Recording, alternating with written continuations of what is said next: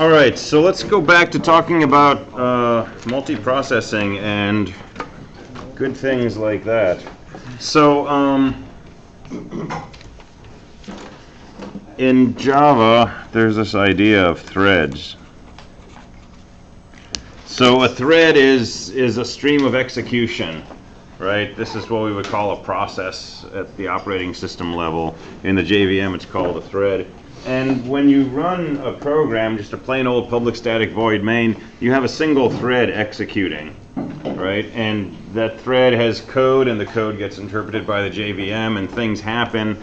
And when your main method returns, or throws an exception and returns because of that, your thread exits, and your program is basically done.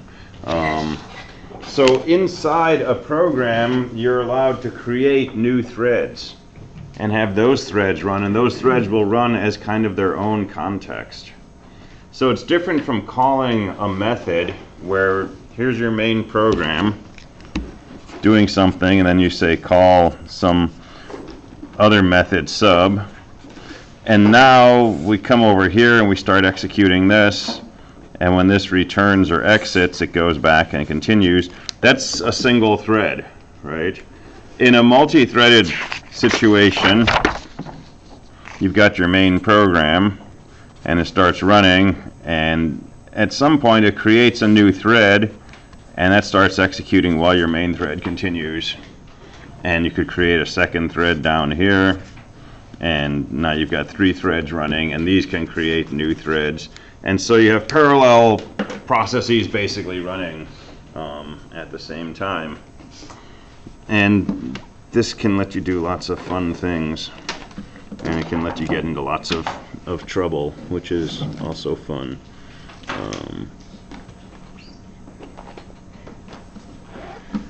So in C, we use fork to create a new thread. Creates a clone, we look at the return value, and then based on the return value, we can do one thing or another to differentiate.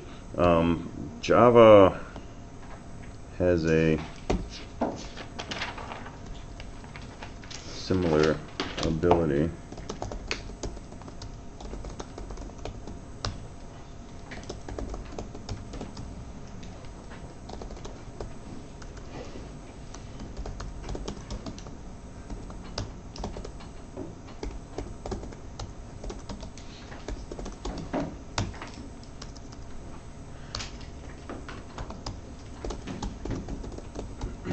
So let's make a class that's going to run as a separate thread. So I'm just going to call this class myThread.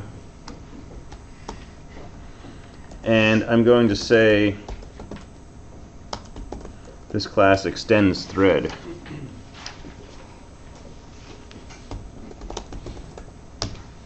So thread is a built-in Java class.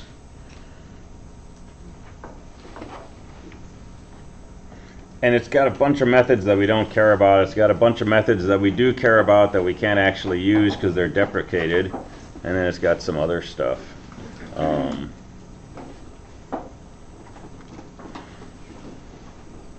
So it's got a clone method, which just throws an exception because you're not allowed to clone a thread.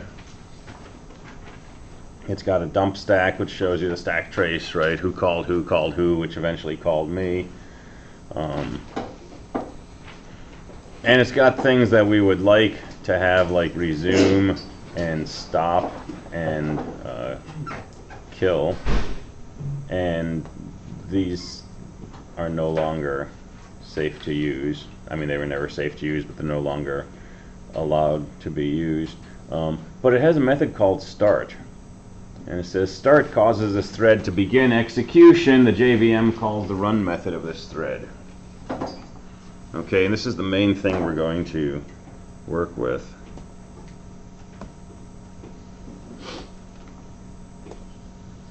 So class myThread extends thread.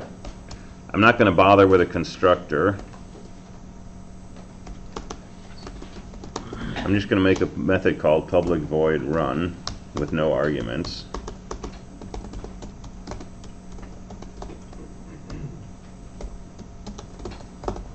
And I'm just going to say I'm running.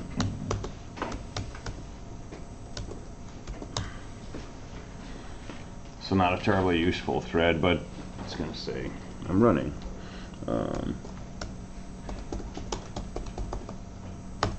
So compile that, it's not going to do a whole lot. Let's look at main. So let's make a my thread.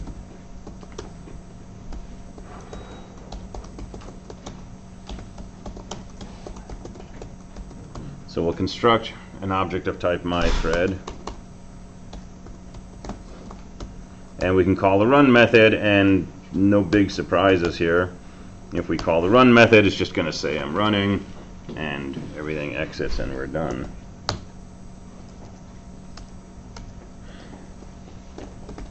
If we call the start method, that's also going to invoke the run method, and so this looks kind of the same. Okay, so let's make this more interesting. Let's make 3 threads. Let's make 2 threads.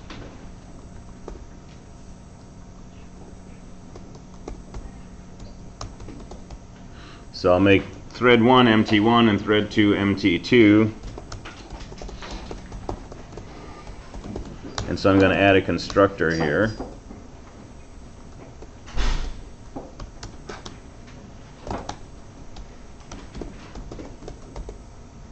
I'll have a my thread ID.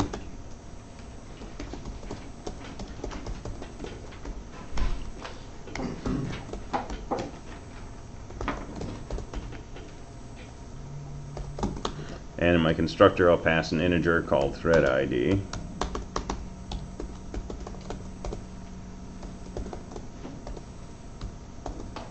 And I'm just going to save that. So when I construct a thread, I'll pass it an integer, and I'm going to save that in this class variable called my thread ID. And let's make our run method a little more interesting.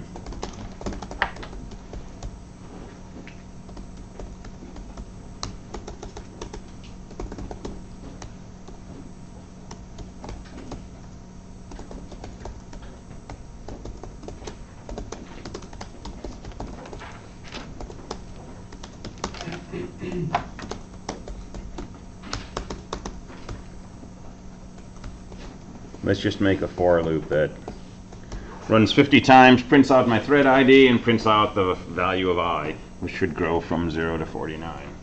So when you call start, does it go into the class and look for a run method? Mm-hmm. Specifically? Okay. Yes. Okay. All right, so clear what's going on here, right? We're going to loop 50 times, print out the thread ID, print out the value of I. So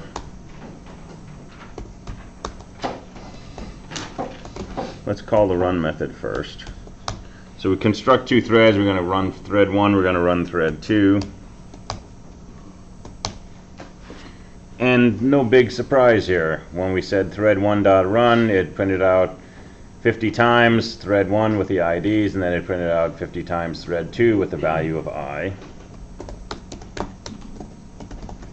But if we call start instead, this should start a new thread for MT1, and it should execute the run method in this separate thread, and then it should execute the run method for thread 2. And if we run this, we get something a little different. So thread 1 started, and it printed out its values of I up to 12, and then all of a sudden thread 2 printed out I equals 0, I equals 1. And then thread 1 came back with 13 and 14, and then thread 2 piped up. And then thread 1 got some more attention, and then thread 2. And then thread 1 finally finished, well, it almost finished up here. Got up to, okay, finished right there, and then thread 2 got a big chunk of time. So these things are interleaved, right? And the first time, thread 1 ran up to 12, and then thread 2 kicked in. If we run this again, thread 1 gets up to 14, and then thread 2 kicks in. Oh, did it? And here, thread 2 kicked in after 4. Right, in that previous one, it kicked in right in the beginning. So, from run to run, it's going to do different things. right? This is multiple threads that are more or less running independently. And it's like when you start two jobs on a Unix system, there's no telling how far one is going to get before it gets taken out of the active queue and another job comes in and gets some time, and it depends what else is going on in the system. And this is a feature, right, that these things are not bound to each other, but it's a huge source of headache when you're trying to debug. Right, if you have things where threads are interacting with each other and some peculiar interactions cause problems, this can make it really hard to pin those down because you can't get it to do the same thing every time, which makes multi-threaded programming challenging in its own way.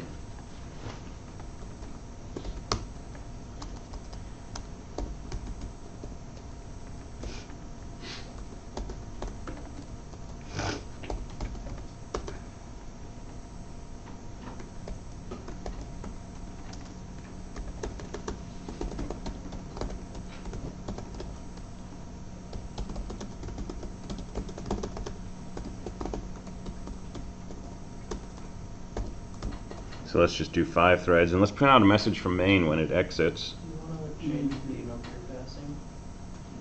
Yeah, that's probably a good idea.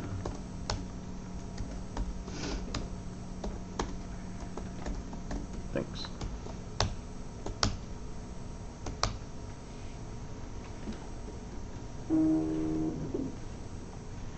So we ran this, and the first thing that got printed out was main program is done, goodbye. Right? Our main thread exited before these other threads even started generating any output. Right? Because we called start, but our thread still had some oomph left to it, right? It still was allowed to do a few more steps before another thread took over. So our main program actually exited. And then thread 3, for some reason, started generating output first, even though thread 1 was started before 3. And thread 1 doesn't kick in until like way down here, which was after thread 2 finished. Right, so this is interesting to work with.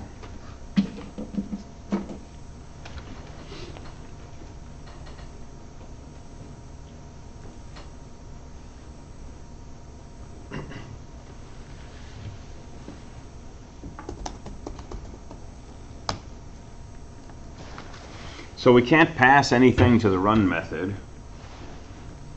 Right, if we try to call run with an argument, it's going to say it doesn't know what that method is, because signature includes the argument list. So if we want to pass information to this thread, we have to do it before we start it. Right, so in the constructor, for example, we passed a thread, but we could make mutators if we wanted and have a method called, set thread ID, and we could call that on the object. Because these are still just objects, right? This is just MT1, it's an object of type myThread. So you can run methods in there and so on and so forth. And the only thing that's weird about it is if you call the start method, it creates a new thread and makes a call to run.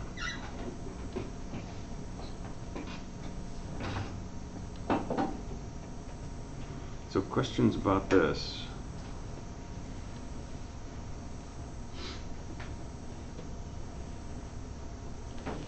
So Yeah. is standard out like a resource that they have to wait on? So we talked about how before they could get deadlocked if one thing had something, right? They got into that situation where they couldn't move forward, right?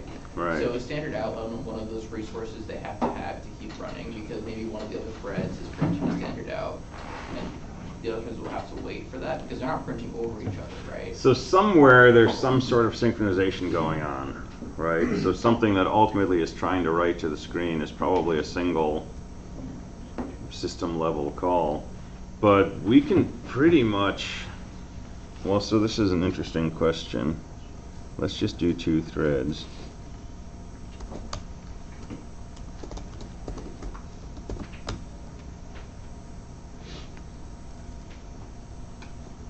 Let's print out on a single line. It's not really the same thing that you're talking about.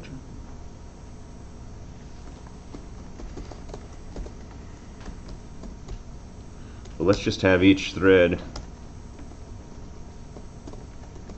print out 500 copies of its thread ID side by side, and then print out a new line.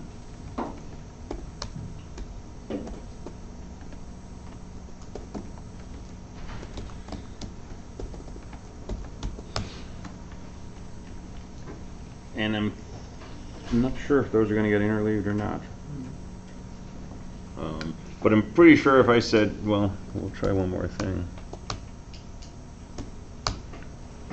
Yeah, so those can get interleaved.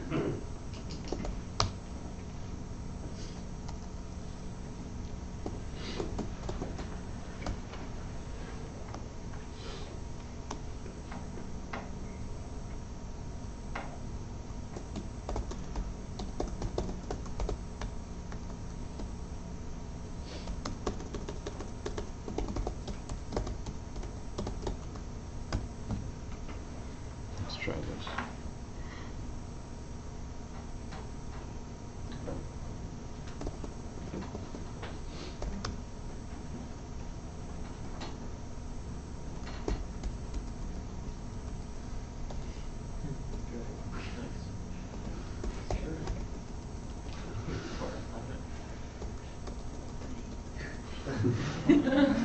I'm joining them together.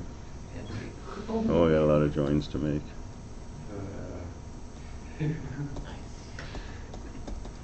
Okay, maybe that was too many lines.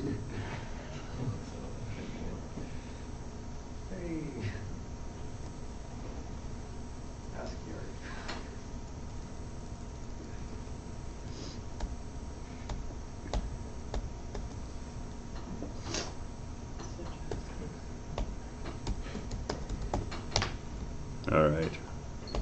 I've never tried this before. That's always a good thing. There's a big print statement. Yeah. I'd say that's pretty good. Okay, if my thread equals 1, do that.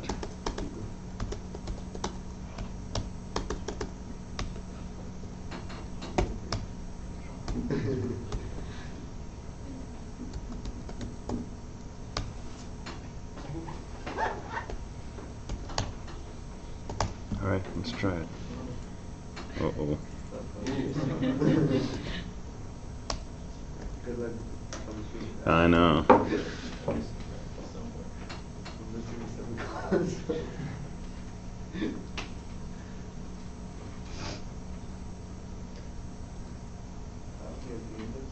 I think we're good.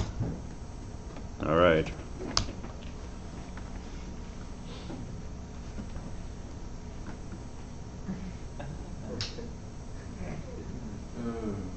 Yeah, okay. So those didn't get interspersed.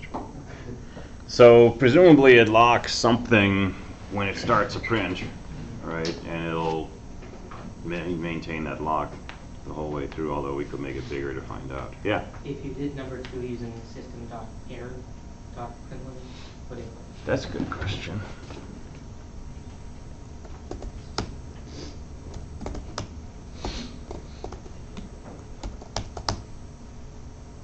I'm pretty sure those will interleave. Nope.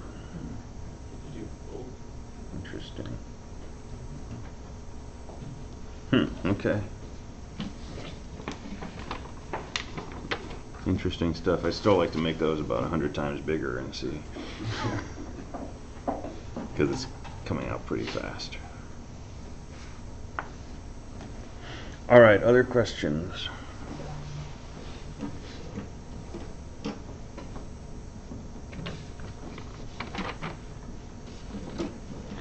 Yeah.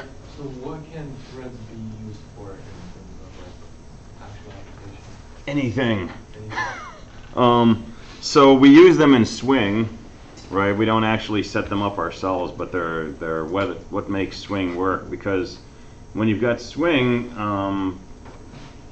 you know, you can hit a button and have your code start executing in response to that, right? But you can have a main program that's sitting there doing something, printing things out, but then you hit a button and now you're jumping to this other code that responds to your button click. That's because there's a separate thread running that's looking for these events, right? That's triggered to call your listeners when certain events happen, which is independent of the thread in your main program. And so that's one useful thing. In your decision tree, you don't have to do this, but in your decision tree, right, when you finish playing the game, you update the tree, you want to write it out to disk. Suppose that write to disk took, 10 seconds because you had this huge decision tree, or you were updating a database online or something like that. You don't want to make the user wait 10 seconds before they can play the game again, so you could create a separate thread to do that update and have the main thread say, would you like to play again, and start playing the next game. As long as they don't finish and need to write again before that first write finishes, it just runs in a separate thread, and when it's done, it just exits. And that's a fairly kind of classic application. I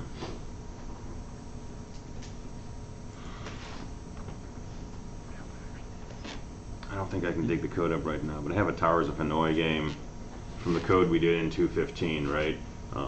That plays Towers of Hanoi graphically, and you've got a loop that's sitting there generating the moves, right? And it needs to update a display. Well, remember, when we update a display, we're calling the repaint method, which at some point we'll call paint, right?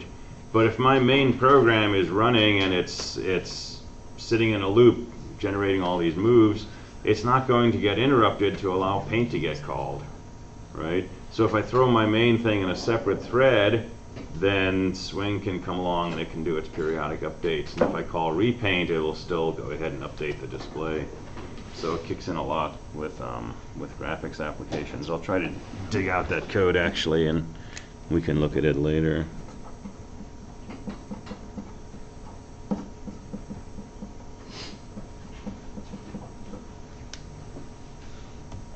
So here's what you're definitely going to need to use threads for.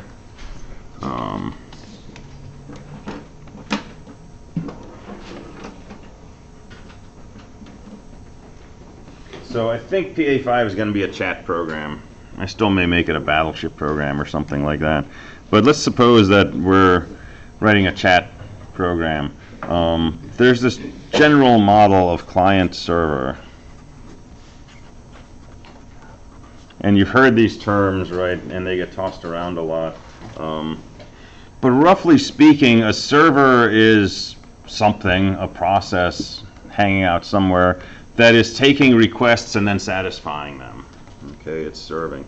Takes a request, satisfies it, takes a request, satisfies it. So for example, there's a weather server, and you can talk to the server and say, tell me what the weather is, and it'll send you current weather conditions. And while you're doing that, somebody else might come along and say, hey, tell me what the weather is, and it'll send them current weather conditions. There's time servers. You can connect to a time server, and it'll send you the current time. There's also things like an SSH server. You can connect to it, and it will start a secure login with you. And if you authenticate successfully, it will start a terminal shell and let you send commands and take the output from those commands and send them back to you. And this is what happens when we connect to, the Linux server. The way that we connect to these things is through a client. So PuTTY is a client. Telnet, if you use Telnet, is a client. WinSCP is a client.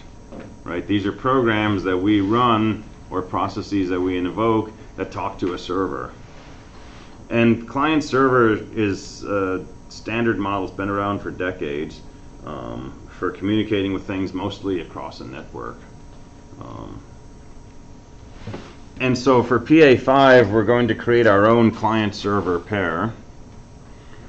And the typical setup is you're going to have one person over here running a client program, another person over here running a server program. They may be connected through the network, so they could be different laptops.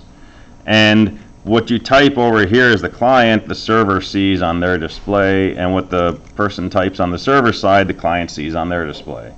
So a simple two-way chat program. So let's think about pseudocode for this. What does the client do? So read a line of text,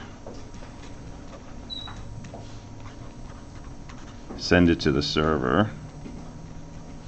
So read a line of text from standard in, send it to the server, and we're going to learn about sockets. Sockets are kind of like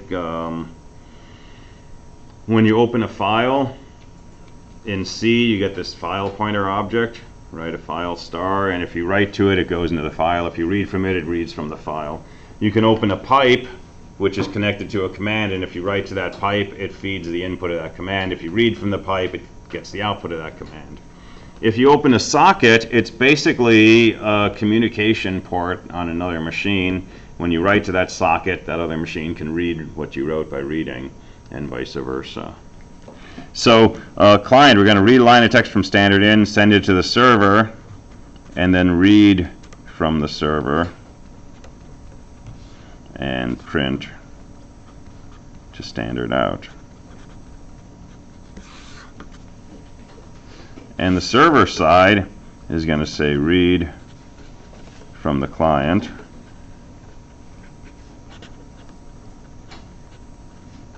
print to standard out, and then read standard in and send to the client. And then go back to the top.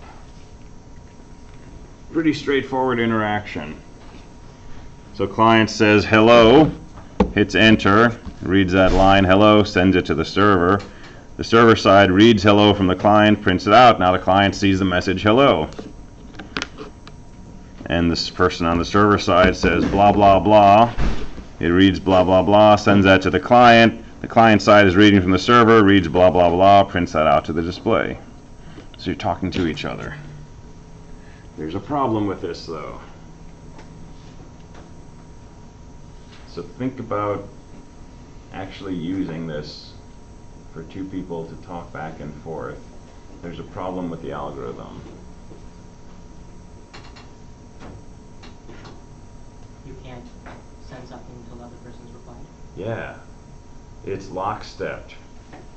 I can say hello, read a line of text, it'll get sent to the server. Now I'm sitting here, I'm waiting to read from the server. The person on the server side reads that, prints out hello. It's waiting for them to type something in. Until they type something, I can't send another message. Because on the client side, I'm sitting here, I'm reading from the server. And I can type in a bunch of stuff, but it's just kind of queuing up. It's not going to actually get read until I get back to the top of my loop. And if I jump up to the top of my loop here, I can type and send and type and send and push all this stuff out, but I'm never going to see the messages coming from the server side. So we kind of want two things to be happening simultaneously. We want to be reading a line of text from standard in, sending that to the server and looping back. But simultaneously we want to be reading from the server and copying that to standard out. And on the server side, same thing. So this is a perfect application for threads. We create one thread which does this, reads from standard in, sends to the server. Create another thread which reads from the server, sends to standard out. And on the server side, they do exactly the same pair of threads. And now I can type 100 things and send them, and they all get shoved through. But this process down here, this thread is still trying to read from the server. And as soon as they send something, this will pick it up and display it on my display. And then go back and wait for something more. So it separates the behavior of these two things. So we'll see that in PA5.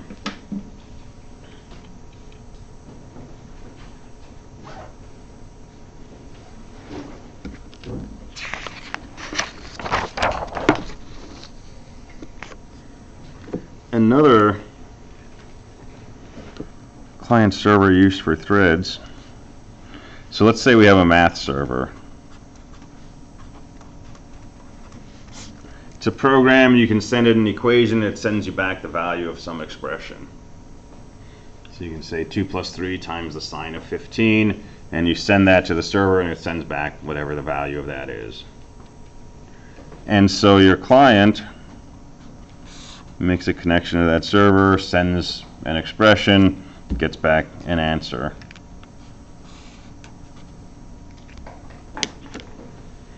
Well, we can do this, multi-threading, so we can send things back and forth. It's kind of a lockstep behavior, so we don't need to do that, right? This is only going to send something after it gets a request from the client, and we're going to read one response from the server every time that we send a request. So that's fine, but what if we have multiple clients?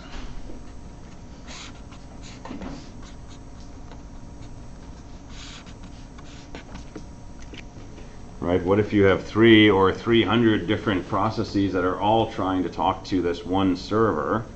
And this is a standard setup for a client server. You have a single server taking care of multiple requests. If this is in a loop where it's waiting to read from client 1, evaluate the expression, send the response back, while it's trying to read from client 1, it's not going to be able to read from client 2 or client 3. Right? So what do? You have sort of a super server.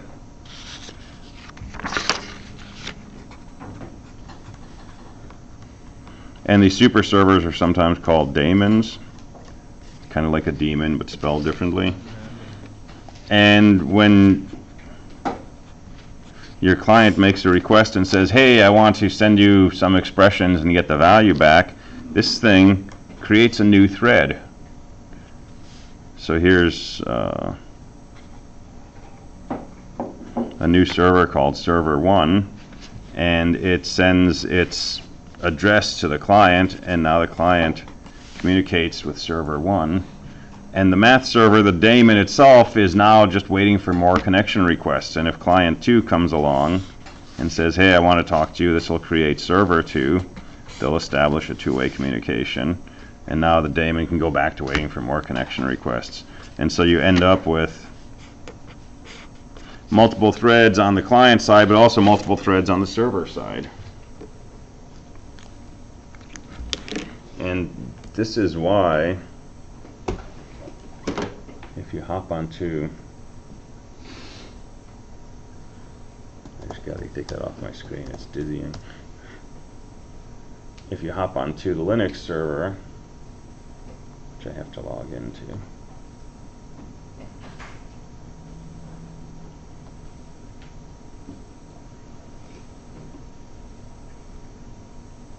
I just rebooted, so everything's really slow when it first runs.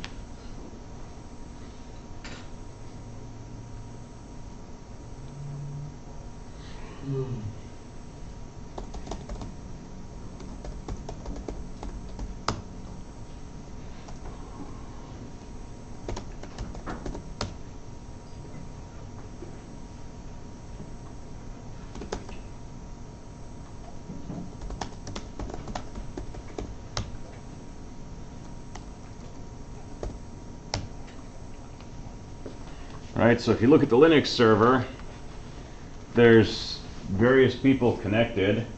So Nick, that's me, is connected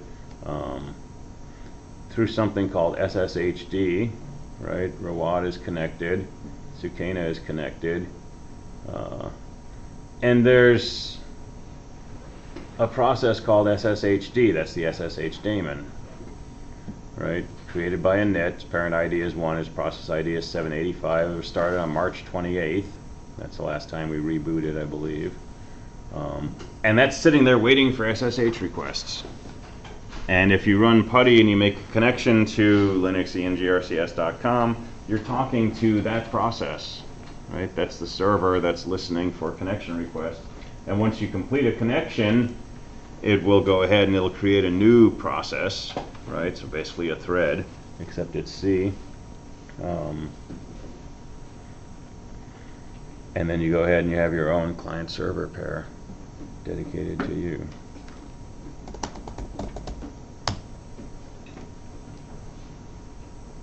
And it does things like kick off a batch process.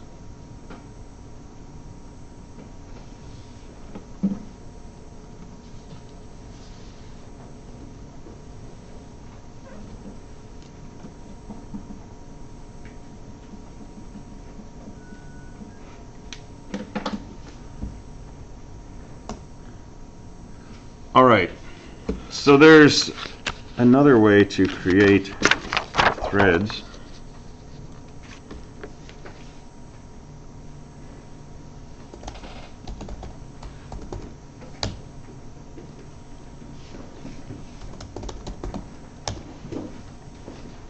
So this is the way we just did. We created a class that extends thread, and we made our own version of the run method, which goes ahead and does whatever we want our thread to do when we call start. When we extend a thread, there's a downside to that. In Java, you can only extend one class.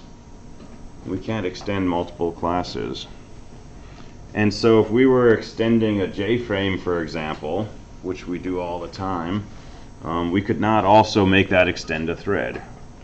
And so if we wanted to create a thread that was going to put up a JFrame and do other things, we would not be able to do it like this. So there's a different mechanism we can use for running threads, and this is something called a runnable.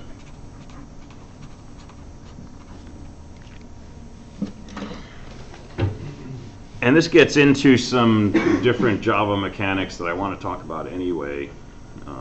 For what we're doing with threads, we'll be fine with just extending the thread class. But runnables gets into some other things, such as the keyword implements.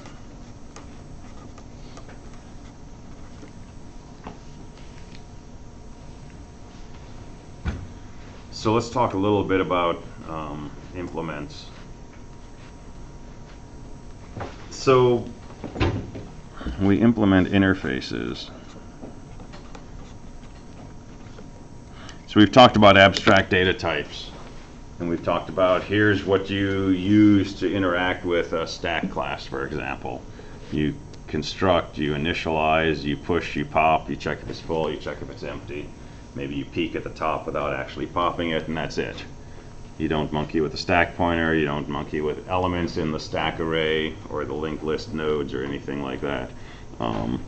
So there's a notion of an interface in Java. An interface is basically a way to define something like a class that doesn't necessarily contain runnable code, but it contains kind of an outline of a set of methods. And it's sort of a starting point if you want to build your own version of this class, but put in some specifics.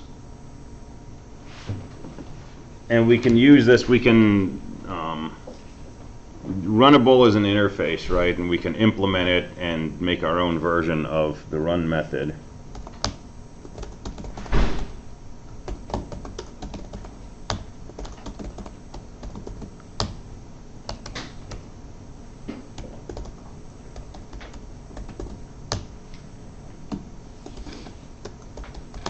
All right, so let's stay sloppy.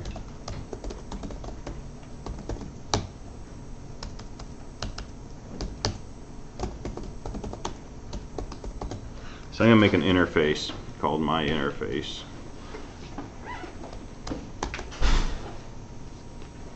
And I'm going to create a method, and I'm going to create an abstract method. So an abstract method is not going to contain code. It's just going to have a signature. It's going to have a name. It's going to have a type of variables, but no actual code. It's kind of like when we prototype a function in C, but for a different reason. So abstract void, I don't know, cool function.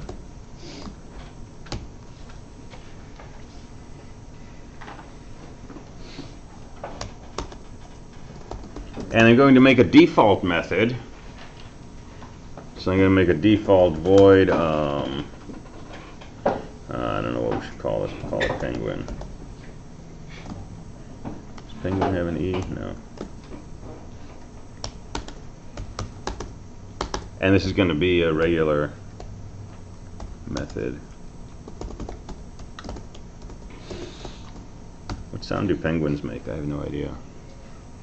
We'll just say quack.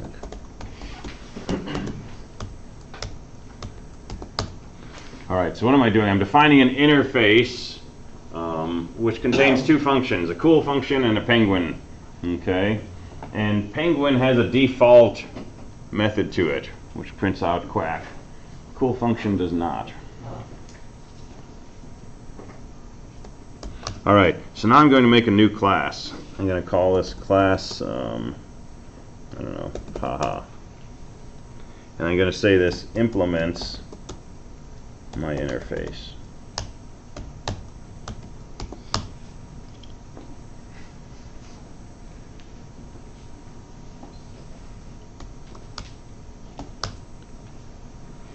So if I try to compile that, I get an error. It says haha is not abstract, right? Haha is just a plain old class and does not override the abstract method cool function. So cool function is defined to be part of this interface, and it's abstract, meaning there's no body for this method in this interface. We have to write that ourselves. We're required to, right? If we want to implement this basically prototype for a class, right? We need to implement any functions that are abstract. So we need to implement the cool function. So let's go ahead and do that. And you got to say public, because interfaces, the methods are always public. And if you don't make it public, it'll complain. So public void cool function.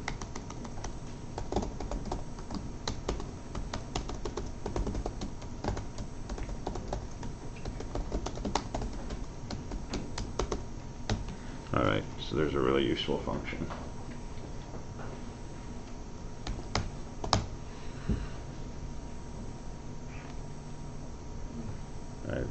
Oh, I spelled it wrong.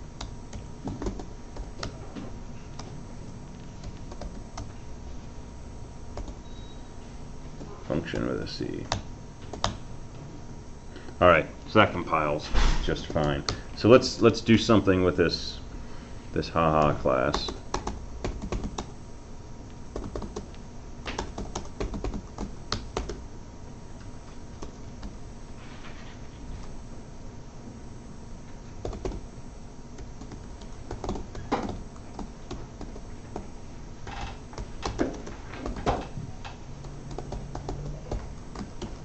So we'll call the cool function, we'll call the penguin function.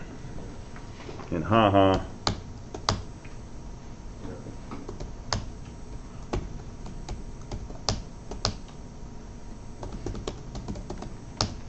Alright, so there's the cool function, there's the penguin function, no big surprises here. But then in my class that's implementing my end, I can override the penguin function.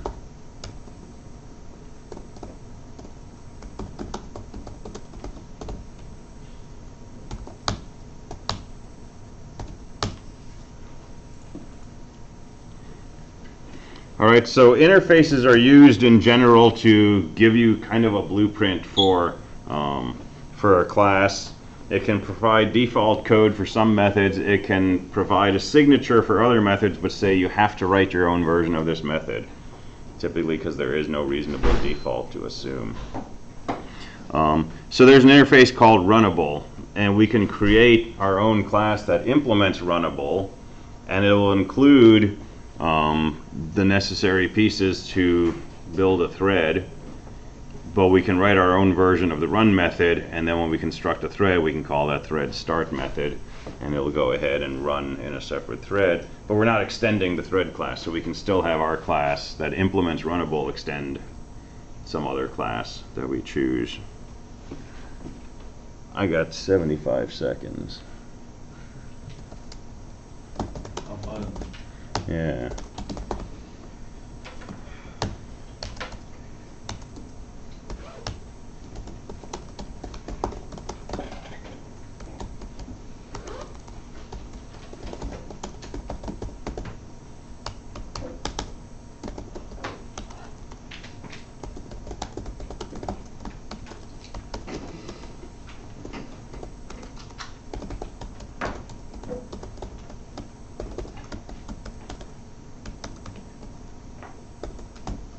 So there's my class, my thread that implements Runnable. To use this,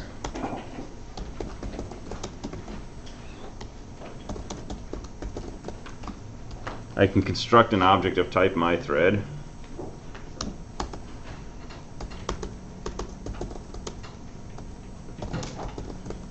And then I can construct a new thread with a constructor that specifies myThread. And then I can say new thread t.start. And that'll get us to the same place that we did when we extended thread. All right, so we can play with that more on Friday. I went 10 seconds over. But we'll come back and look at this on Friday, and then we'll start playing with some other things we can do with threads.